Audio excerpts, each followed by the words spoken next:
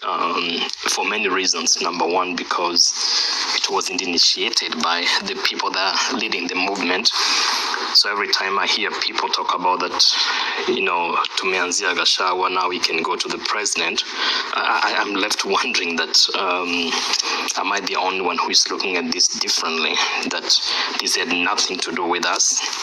It is actually meant necessary to try and put us in a very awkward place so that we can have a new theater of politics that is more destructive and destructive.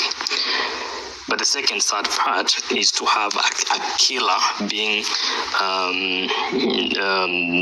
nominated to be the one that is going to replace the one that has been impeached.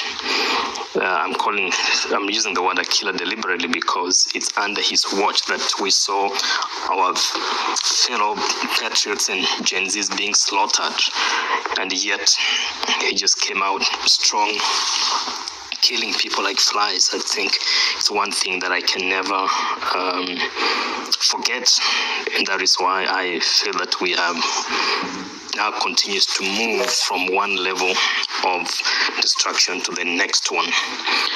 Thirdly, it does then bring me to the point of my own speculation that I do not think the grounds that were advanced for the impeachment of Gachagua are the reasons. So then the question is, what is exactly the reason behind this? So this is more speculative. There must be something bigger and deeper that we don't know, but possibly only the parties involved and know. And I think it's probably a very deeper political situation that could even be financial in nature that affects you and me. What could that thing be?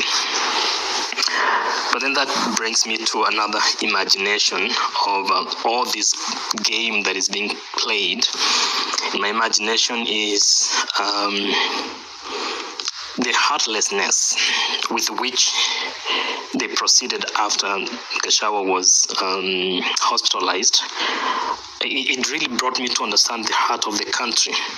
My disappointment with the senior counsel Orengo, his utterances, and the decision that being made to rush that thing until we were in a crisis and we were, the country was going to sink without it. It just brought out the soul of the nation, which I think we have spoken quite a bit in this space about. Really, where are we as a people? That simple, soft moral fabric of the nation and the soul of who we are as a people. That power and other imaginations can be the driving force behind some of these things. But then the greatest fear is if we move forward and the court order is defied, then where do we go from there? Then we start getting into another crisis. But another imagination of my crisis is that if, God forbid, anything happens to RUTO during this court process, then obviously constitutionally RIGATHI becomes the president, and then from there it's maybe appoints nominates a deputy, and then gets vetted, and the whole cycle goes on and on and on. That's just stretching my imagination of what crisis we might get ourselves into. But enough of that point of RIGATHI. So mine is, I feel like it's a very sad situation. I did not feel like the process. I mean, we spent hours, watching through every submission, every cross-examination and all that. And I think it was just, in my opinion, it's something that I feel there was some unfairness, especially on the process side. Even though we didn't think that the motion should have been moved from the beginning. But enough of that. The other point that gets advanced immediately, I think I had 3 points, but maybe I'll probably stop at some point so that I can maybe get another chance later. But the other point I want to talk about is how to quantify public participation. I think that we have one very important thing that we are calling public participation that I feel we need to start rethinking of how exactly do we start setting a certain level of threshold or a way of quantifying this public participation that is becoming, a conversation of every process.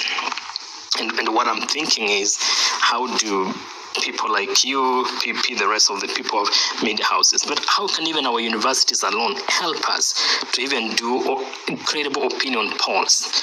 We can't have to wait to see, I don't know, it's called what? The one that did some opinion poll recently, a fake one, talking about Kenyans have said they want impeachment, but I don't want to go into that. But I think there's a way we need to develop, especially the media houses. It could be you guys who own these platforms, or somebody, a credible body, pollster that can come out more than one, that we can start having a way of the pulse of the country, but also we start having a threshold of what percentage of the people need to participate in order for it to be called credible. How then do we collect their views and to be brought to the fore?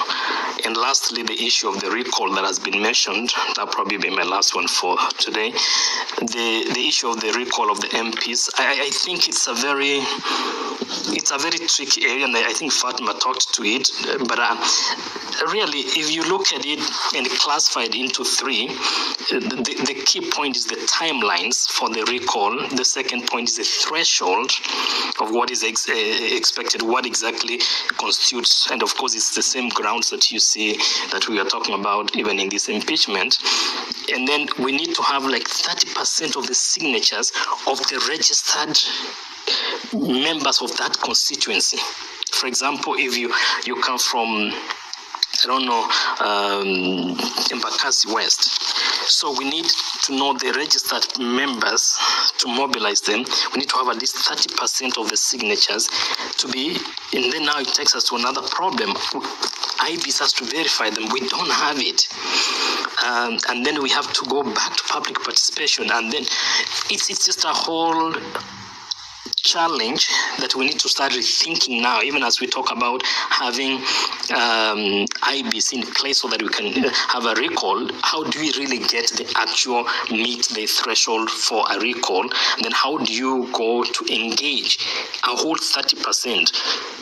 When we know very well, even during elections, in some constituencies, we even have like 40% or 36%. In fact, if it's the sites of Kilifi and all that.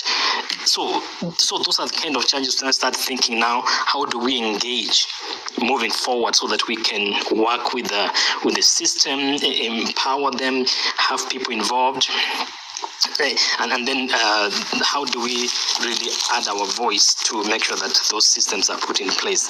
So I appreciate PP for the opportunity. Good to see everybody, and I do hope that we will continue to benefit from other submissions. God bless you. Thank you so much, Justice for All, as well, for that submission.